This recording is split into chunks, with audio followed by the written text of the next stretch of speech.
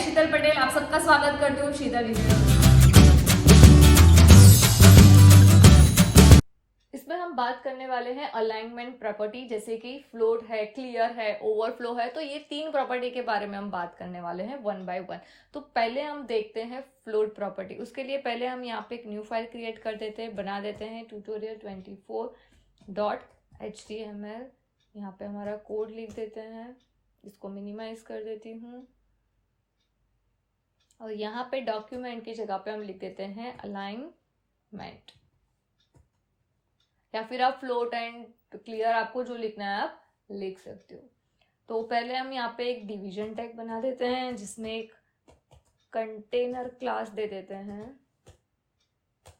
Okay, अब इसके अंदर हम एक और डिव लिखते हैं जिसका क्लास का नाम दे देते हैं आइटम करके, और उसमें एक आईडी दे देते हैं हम। आईडी जो भी आपको देना हो आप दे सकते हो। सपोज मैं यहाँ पे देती हूँ टेक्स्ट पैरा, आपको जो देना है आप दे सकते हो। ओके, और यहाँ पे हम एक हेडिंग दे देते हैं H1 हेडिंग में हेडिंग। ओके, और यहाँ पे हमारा पैराग्राफ आ जाएगा, यहाँ पे ओके, इसको हम सेव कर देते हैं। ये हमारा बेसिक एक कोड लिख दिया है, इसको हम रन कर कर देख लेते हैं। ओपन विद लाइव सर्वर कर देते हैं, यहाँ पे हमारा कोड ये आ गया है। अभी एक और डिवीजन यहाँ पे नीचे लिखते हैं हम,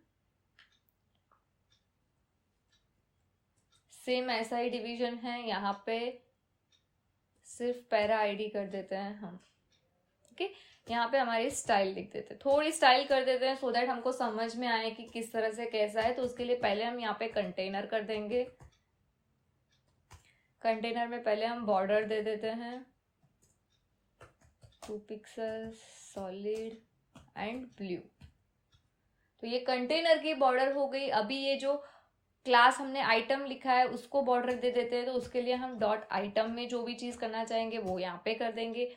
इसको भी हम बॉर्डर दे देते हैं 2 पिक्सल सॉलिड एंड रेड।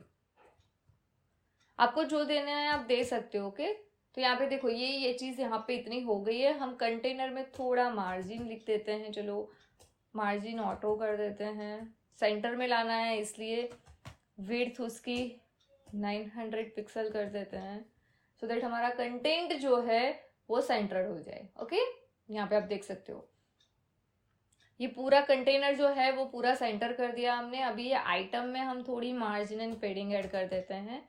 तो मार्जिन हम दे देते हैं सपोज 10 पिक्सल। तो यहाँ पे ये मार्जिन आ गई। अभी पेडिंग भी हम दे देते हैं। अभी तक फ्लोट का कुछ नहीं किया है हमने, ये सिर्फ सिंपल डिजाइनिंग जो अभी तक कंसेप्ट हमने सीखे हैं उसका ही मैंने वर्क किया है 4 पिक्सल। तो यहाँ पे इस तरह से हमारा ये पेज रेडी है। अब हमको क्या करना है, अलाइनमेंट करना है।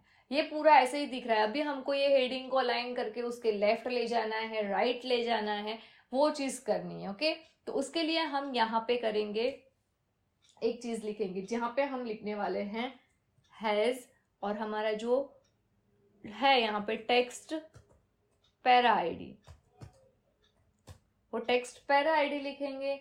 यहाँ पे हम लिख देंगे फ्लोट, लेफ्ट करना है लेफ्ट, राइट करना है राइट। सेव करते हैं। तो ये देखो ये हमारा कंटेंट जो नीचे था वो कहाँ पे आ गया, उसके लेफ्ट साइड आ गया। बट अभी भी डिजाइन मैसी लग रही है, तो इसको हम अच्छे करने के लिए यहाँ पे हम ये जो विड्थ है वो विड्थ को हम कर देते हैं 50%, आई थिंक सॉरी 50%। तो ये देखो ये हमारा अलाइनमेंट कहाँ पे हो गया, लेफ्ट। अभी थोड़ा कंटेंट चेंज करती हूँ सो दैट आपको समझ में आएगा।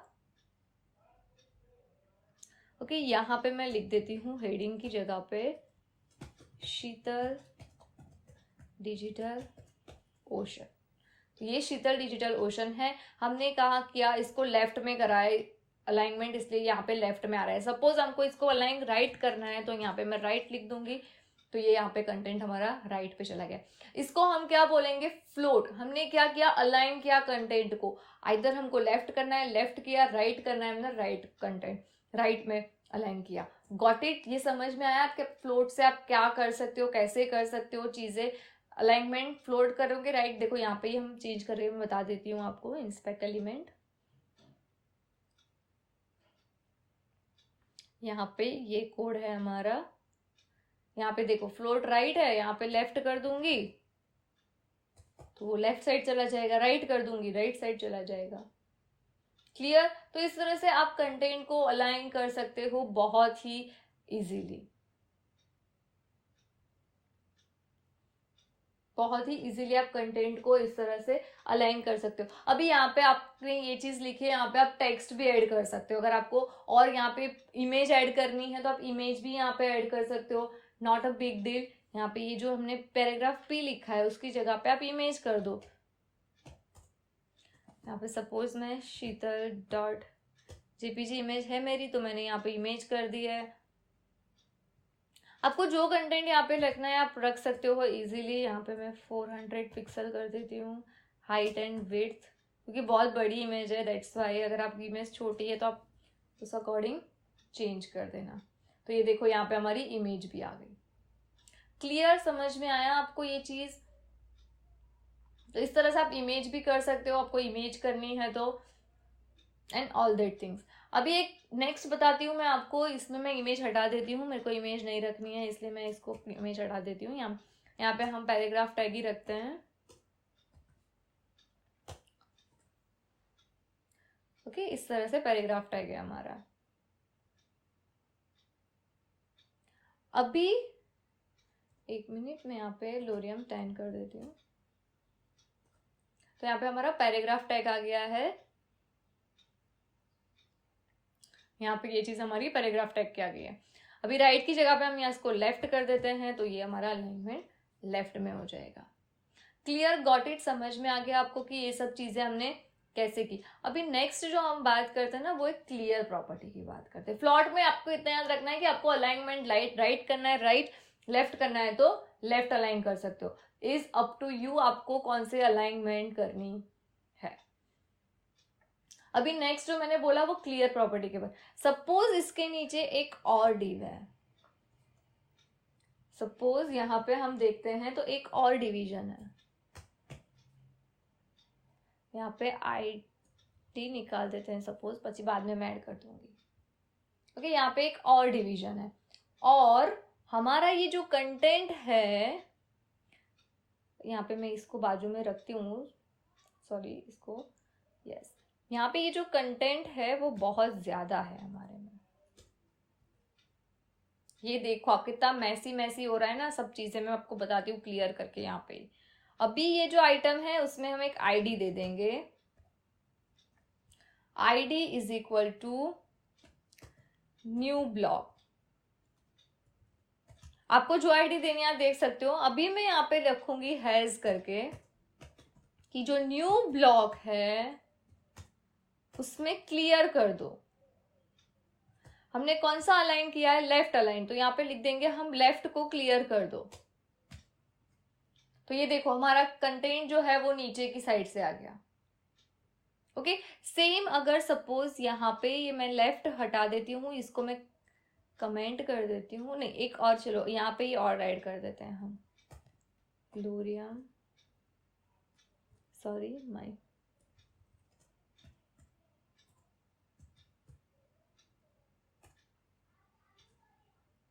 ये देखो ये हमारा कंटेंट यहाँ पे मैंने और ग्लोरियम का ऐड कर दिया है, और थोड़ा ऐड कर देते हैं हम कि आपको जो शो करवाना है उसके लिए थोड़ा कंटेंट हमको और ज्यादा चाहिए। ओके, यहाँ पे ये जो है ना ये पैराग्राफ, इसको भी सपोज हमने राइट अलाइनमेंट दिया है, हैज करके हमने पैरा को राइट अलाइनमेंट दिया है, फ्लोट लेफ्ट की जगह पे यहाँ पे है राइट, कि यहाँ पे हमने इसको क्या कर दिया है, राइट अलाइनमेंट दिया है। फिर हमारा हेडिंग आ रहा है, साइज बढ़ रही है, दैट्स वाई यहाँ पे ये चीज हो रही है, हम इसकी साइज भी थोड़ी कम कर देते हैं। फ्लोट राइट एंड विड्थ 48%, इसकी भी 48 कर देते हैं। ओके, यहाँ पे 40%। अभी देखो बाजू बाजू में आ गया। अभी और कंटेंट थोड़ा इसमें ऐड करते हैं। ओके, ये जो कंटेंट है ना, इसमें और थोड़ा कंटेंट हम ऐड करते हैं तो क्लियर आपको राइट में मैं समझा सकती हूँ, इसीलिए। फिर डोरियम, तो यहाँ पे देखो ये चीज यहाँ पे ये से आ गई, और जबकि यहाँ पे ये अच्छा नहीं लग रहा है, तो हम क्या करेंगे, यहाँ पे ये जो क्लियर लिखा था, एक ही लेफ्ट था ना, यहाँ पे सपोज मैं सिर्फ राइट क्लियर कर दूंगी तो राइट क्लियर हो गया। भी दोनों क्लियर करने थे हमको, बोथ क्लियर करना है, तो यहाँ पे हमको राइट लेफ्ट की जगह पे क्या कर देना है, बोथ। दैट मीन्स कि ओवर राइट नहीं होंगे। जो भी न्यू एलिमेंट है वो कोई भी नहीं है, ना वो उसका लेफ्ट अलाइनमेंट है ना उसका राइट अलाइनमेंट। वो जैसे ही हमको डिस्प्ले होते हैं नॉर्मली वैसे ही डिस्प्ले होंगे। सिंपल ये फंडा है, याद ना रखना है। ओके, लेफ्ट का समझ में आ गया, राइट का समझ में आ गया आपको कि हम कैसे लेफ्ट अलाइन कर सकते हैं, कैसे राइट अलाइन कर सकते हैं। फ्लोट का यूज ही ये है कि आपको अलाइनमेंट करना है, आइदर लेफ्ट करो या फिर राइट करो। और नेक्स्ट एलिमेंट में आपको जबकि अलाइनमेंट की जरूरत नहीं है, क्लियर कर देना है, तब आपको यहाँ पे बोथ का यूज कर देना है। Got it? क्या अभी कुछ डाउट है इसमें? अगर कोई भी डाउट है तो आप कमेंट कर सकते हो कि मेरे को ये डाउट है, मैं आपका डाउट क्लियर कर दूंगी। अभी नेक्स्ट जो प्रॉपर्टी है वो हम बात करते हैं ओवरफ्लो की।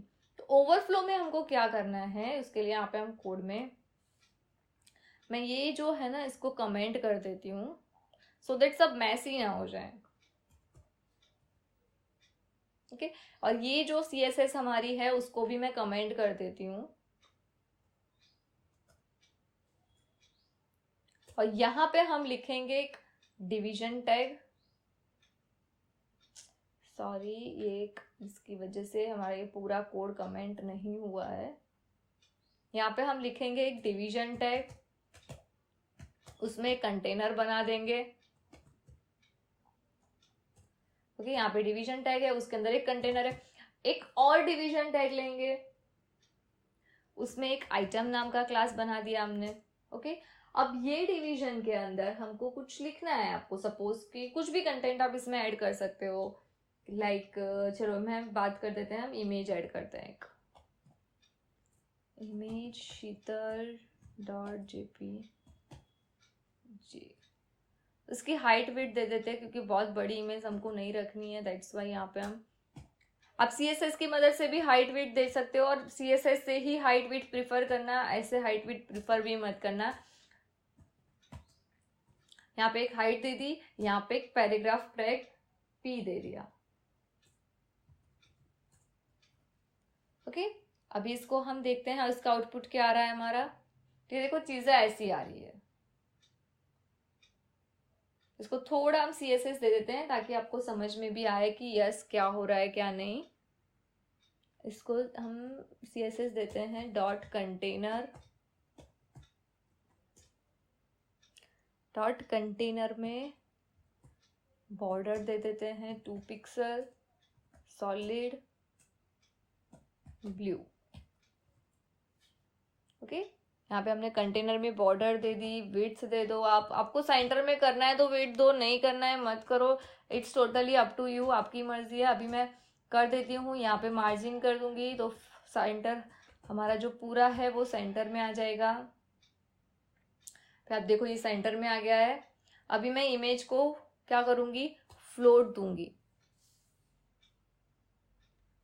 पहले आइटम में हम बॉर्डर दे देते हैं सो दैट आपको कंसेप्ट क्लियर हो, इसीलिए बॉर्डर दे रही हूँ, बाकी बॉर्डर देने की जरूरत नहीं है।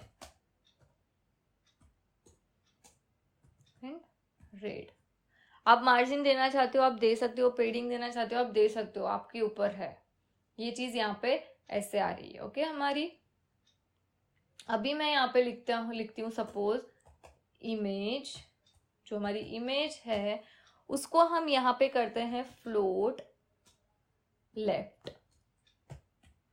ओके, और हम उसकी विड्थ दे देते हैं 48%। आपकी मर्जी, आपको जो देनी है आप दे सकते हो। तो देखो कुछ कंटेंट हमारा इस तरह से आ रहा है। अभी विड्थ हम सपोज 48% ना देके विड्थ हम नहीं देते हैं तो क्या होता है, तो ये देखो कंटेंट हमारा कुछ इस तरह से आ रहा है। ये बहुत ही गंदा लग रहा है, एक तो एक बाहर निकल गया, एक ऐसे आ रहा है, तो हम क्या करेंगे उसमें, यहाँ पे हम हमारा जो टैग है, जो भी हमारी आईडी दी गई है, यहाँ पे हम एक आईडी देंगे, आईडी इज इक्वल टू, यहाँ पे सपोज न्यू कर दिया, तो यहाँ पे हम कर देंगे हैज न्यू, और यहाँ पे लिख देंगे ओवरफ्लो ऑटो। ओके, तो ये देखो, मतलब कि जितना कंटेंट है ना उतना हमारा कंटेंट इसमें फिट हो जाएगा। तो ओवरफ्लो का यूज ये है कि आपको स्क्रॉल बार ऐड करना है या नहीं, उसके लिए ओवरफ्लो का यूज होगा। किसके लिए, कि ओवरफ्लो का यूज इसके लिए ही है कि आपको स्क्रॉल बार ऐड करना है या नहीं। ये मैंने आपको बता दिया ओवरफ्लो में कि हमने ओवरफ्लो ऑटो कर दिया तो वो कंटेंट फिट हो गया। अगर मैं यहाँ से ये हटा दूंगी और आप देखोगे तो ये देखो कंटेंट फिट नहीं हो रहा है, तो ओवरफ्लो लिखा है तो हमारा कंटेंट क्या हो गया, उसमें फिट हो गया। ओके, तो ये चीज थी ओवरफ्लो की। तो ओवरफ्लो के बारे में आपको समझ में आया कि आपको क्यों यूज करना है। तो ओवरफ्लो तभी यूज करना है जब भी आपको स्क्रॉल बार को कहीं ऐड करना हो, या स्क्रॉल बार को आपको नहीं ऐड करना है, कंटेंट को फिट कर देना है, तब आपको यूज करना है ओवरफ्लो। अगर आप ओवरफ्लो नहीं लिखते हो तो एक नई मेथड भी है, ओवरफ्लो की जगह पे आप ये 2 लाइन भी लिख सकते हो, क्लियर बोथ, क्योंकि यहाँ पे हमने लेफ्ट किया था, राइट किया हो, कुछ भी हो, आप क्लियर बोथ कर दो, एंड डिस्प्ले में आप कर दो टेबल। दैट मीन्स कि जो डिस्प्ले आपका कंटेंट हो रहा है वो टेबल की तरह डिस्प्ले हो, तो भी आपका आउटपुट सेम आएगा। ओके, अभी मोस्ट प्रिफर सब लोग ये 2 लाइन करते हैं रादर देन ओवरफ्लो की लाइन। तो आप ये भी लिख सकते हो, आप ये भी लिख सकते हो, इट्स अप टू यू, आपको कैसे क्या लिखना है। तब ओवरफ्लो की वैल्यूज देख लेते हैं। आप ओवरफ्लो में ऑटो की जगह विजिबल, हिडन, स्क्रॉल, बहुत सारी चीजें दे सकते हैं। तो उसके लिए पहले हम यहाँ पे क्या करते हैं कि ये जो चीज है ना, इसको हम कमेंट कर देते हैं, और ये जो कमेंट है हमारा उसको हम निकाल देते हैं। ओके, तो यहाँ पे हम 1 by 1 वैल्यूज चेंज करेंगे। उससे पहले हम सपोज यहाँ पे इसकी हाइट दे देते हैं, इसकी हाइट सपोज हमने 100 पिक्सल दी है। Let's see output. 100 पिक्सल में यहाँ पे इंस्पेक्ट एलिमेंट कर हम देख लेते हैं इसमें हाइट वर्क कर रही है या नहीं। ओके, तो यहाँ पे हमने क्या किया है, 100 पिक्सल हाइट दे दी है। अभी यहाँ पे जो ओवरफ्लो ऑटो है उसकी जगह पे सपोज हम लिखते हैं, उससे पहले हम थोड़ा कंटेंट है ना ऐड कर देते हैं हमारे इसमें, ये जो पैराग्राफ टैग है उसमें हम कंटेंट थोड़ा ऐड कर देते हैं कि